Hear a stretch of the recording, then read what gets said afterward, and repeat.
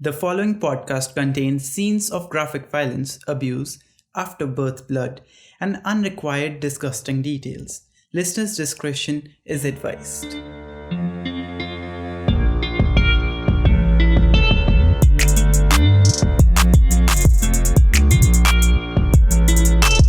know your life is just a dream, don't you?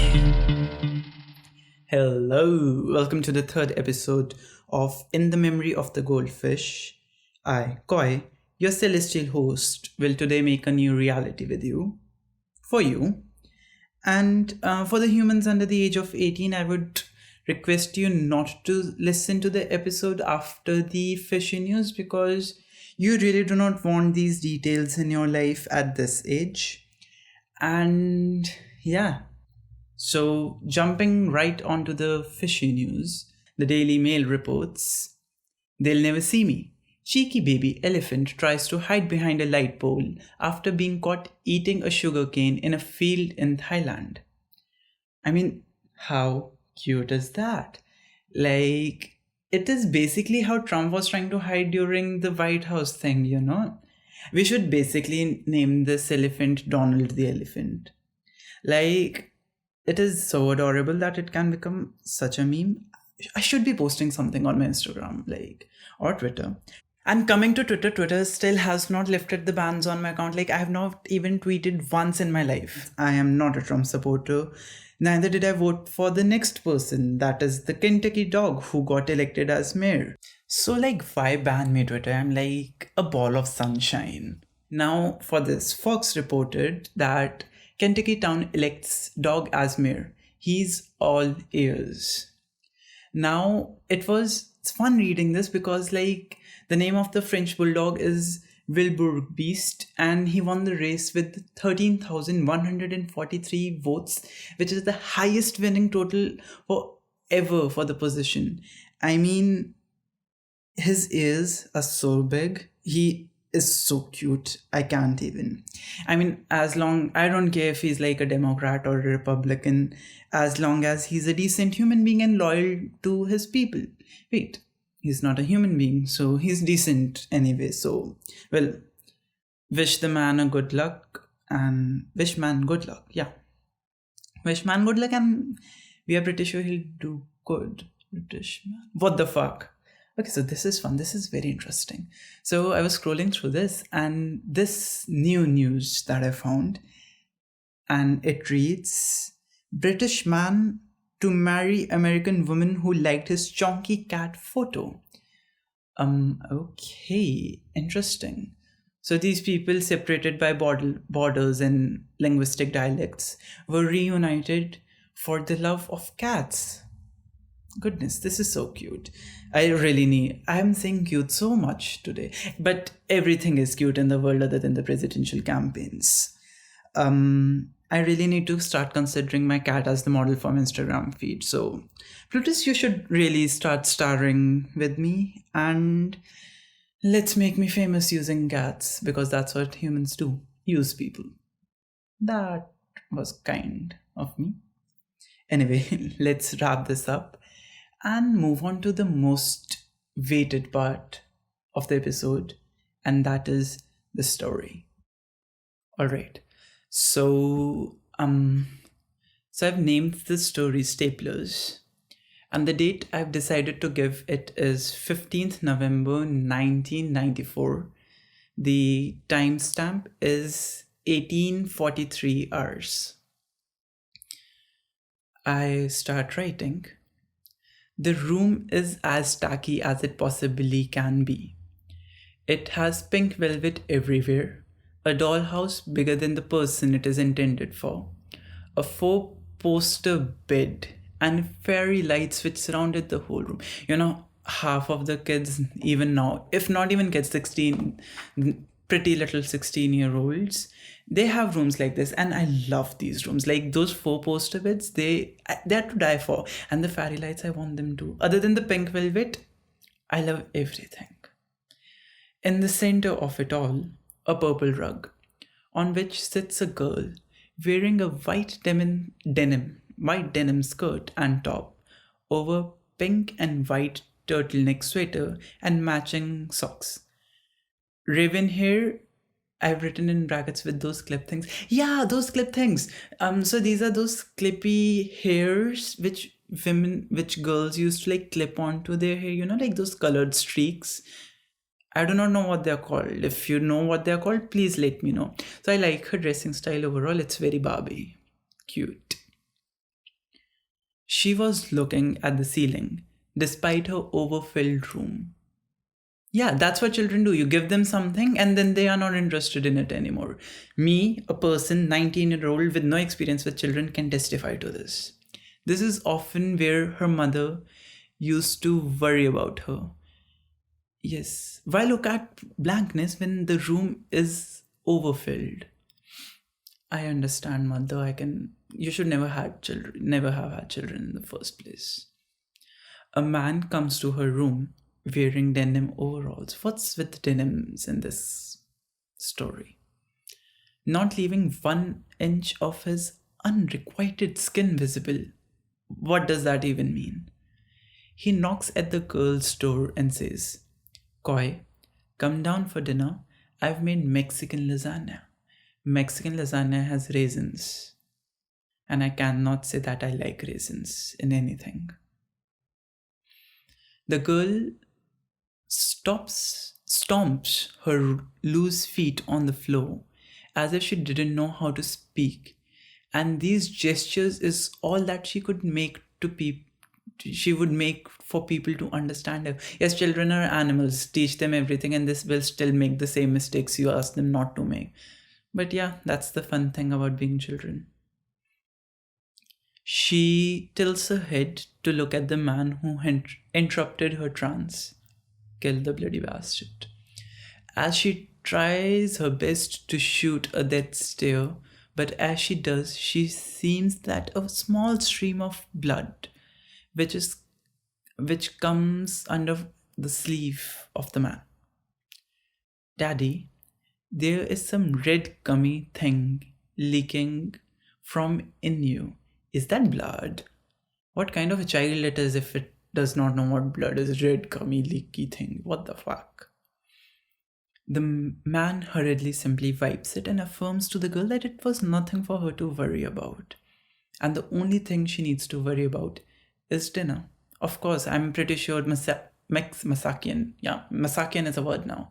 Mexican lasagna is not something the girl wants to eat and she need to be worried about bad cooking. Reluctantly, she picks herself up, her upper body attracted by gravity more than the rest of her body. Yeah, I know. This is so descriptive, like all kids do this and it's intensely irritating. She climbs the stairs to see that her father is on the floor now. There is red gooey liquid around him like a puddle. She knows 2 things: how to scream and dial 911. Both of these were useful in this case. She did both of these things. How convenient. Yeah, this should be like first lesson of school. Start screaming and start dialing 911. 2 things you need to know and you're set for life. This caught the attention of some women who were on the evening lookout of the neighborhood and helped the emergency responders to understand the incomprehensible screaming. Even if she was speaking, judging from how I've written her dialogues, she is anyway incomprehensible. The attentive women were asked by the calm woman on the phone to cut open the clothing to see what was causing the bleeding. She cut the shirt and started to scream. Yeah, okay, I would sound like a bigot, but that's what most people know how to do anymore. They know how to scream, and in our world, they know how to shoot using the video camera, which in this case would have been useful because they could have saved the person's life if they did not already. Anyway, so the next jump is 15th November 2019. Okay, so good times, happy times, and too much traffic noises. And the time here is 16:30. How many years is this? 2019 minus 1994. Do the math, I'm not good at it. So, so it starts as the school counselor is in her cabin reviewing the notes from the parents' meet. The number of parents having an issue with their kids using using or losing too much stationery and crying all that out in front of a 30 something woman with a visible bump on her stomach. The audacity.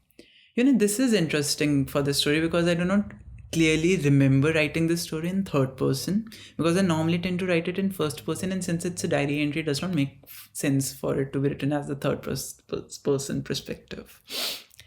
Interesting.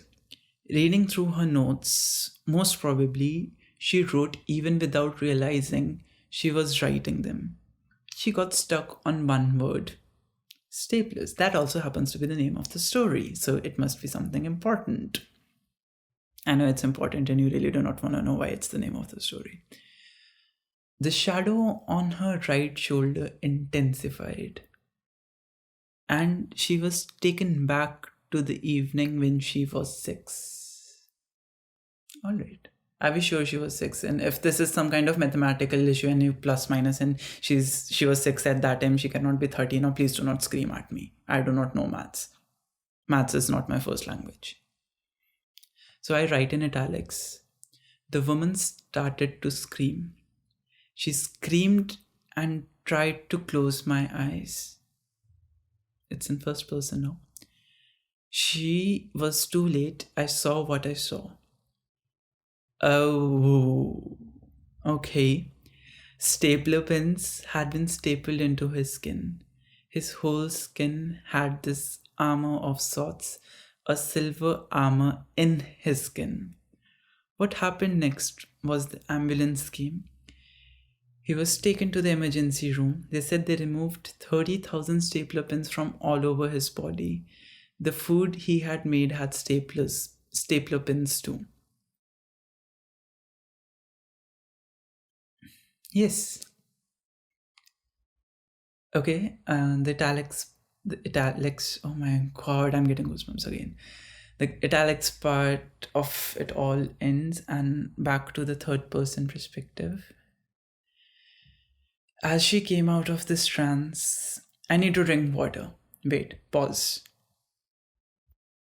Okay, so yeah, I'm back, a little hydrated. So it's back in the third person view, and her father was found with stapler pins stapled most probably by him in his own body. As she came, and I continue, as she came out of this trance, the shadow beside her solidified to become a physical mass. This resembled a little too closely to a shrunken version of a man from her memories. His hands slid onto her thighs. She was frozen. This void-like mass caressed her inner thigh. Oh, I'm getting goosebumps in my inner thighs. And imagine a mass, like a void of sorts, which resembles perhaps your father, touches your inner thigh while you're wearing your clothing, and you can feel the skin under and through your clothing. The hand was touching her vaginal vestibule, and it entered her cervix. She was frozen. The hand got inside her. She felt a pain like never before in her life. She felt as if all her bones were shattering. The hand came out completely drenched. She felt as if she was in labor, like as if she was having a heavy period. Her stomach cramped. Afterbirth liquid came floating out. She couldn't scream despite the pain. The solid man beside her, was standing still. My cat. happened. Okay, sorry for that. My cat was doing some weird shit and I had to go see, and it was not that weird. He was just meowing his life out. Anyway, back to the sadness of the story. I really want to, not complete. But since we are here and we are gonna do that, so the solid man beside her was standing still. A small, shapeless, lifeless thing of the size of a palm came out. Okay, I do not want. I know what it is, and you know what it is. The umbilical cord was still attached to the little sap of flesh. The blackness beside her grabbed this mass and squished it, and its fluids splashed on Koi's face. Koi started to scream now she was able to move. The black mass walked out of the door. It locked it from inside. It left bloody footprints on the floor. Okay. Koi smeared herself and everything in the room and whatever that was left of her child. She was covered red, the walls were red. Her life seemed red. She was in hysterics. Duh. And she was discovered the next day by the cleaners. Yeah, so that happened to the school counselor. I really do not know what happened to the rest of the school after this thing that happened. Now, off to the reality of the story. So, very fortunately, I can, from my research and my knowledge, I know that I do not know that a ghost, I do not know of a ghost that induced abortion or took a child out of a mother's womb. But yeah, so that did not happen. The fact that did happen, going in the order, is the staplers part. So both of the incidents are inspired from real life events that happened in jails. The first one, it was found in it was in USA, I believe, that there was a guy. No, let me give you proper facts. Wait. Yeah, so unfortunately, I lost the article where I read it and I was trying to find it. But so one of the inmates in a prison once on some website, that a forum that I read of about confessions of the staff that used to work there, he stapled his whole body with staplers, and it was found out when some of the wounds were infected and he was taken to the ER, and a certain number of stapler pins was retrieved from him. From insides of him. I do not know what would be the grammar here, and I do not even fucking care. The second one also, that there was an inmate who was pregnant during her time in the jail, and she had a miscarriage and into the toilet, and she smeared the afterbirth all over the door. And yeah, so that happened. These two things actually happened with real people in real life, and both of them happened willingly and voluntarily. So yeah, that's the world that we live in. And on that note, I think you guys most probably hate me and do not want to do anything with me, but I'm still gonna tell you that the podcast is hosted by Koi on Air. It is co-produced with Nifix. The music is by Lil Adi, and you can follow me on Twitter with the handle Koi on Air. You can also, once upon a time when Twitter finally frickin' figures out everything, message me and find my rants on Twitter as Koi on Air itself. You can mail me at koi@madebynefix.com. The artwork, or the album art, and the artwork on YouTube videos, which you might want to check out, is also made by me. And Yeah, that's about it. That's the sadness and the reality and the truths of things which you're gonna get exposed to today. And I do not know how to set the mode back to cheerful dogs getting elected as mayors anymore. So yeah, all right. Bye, people. See ya next time.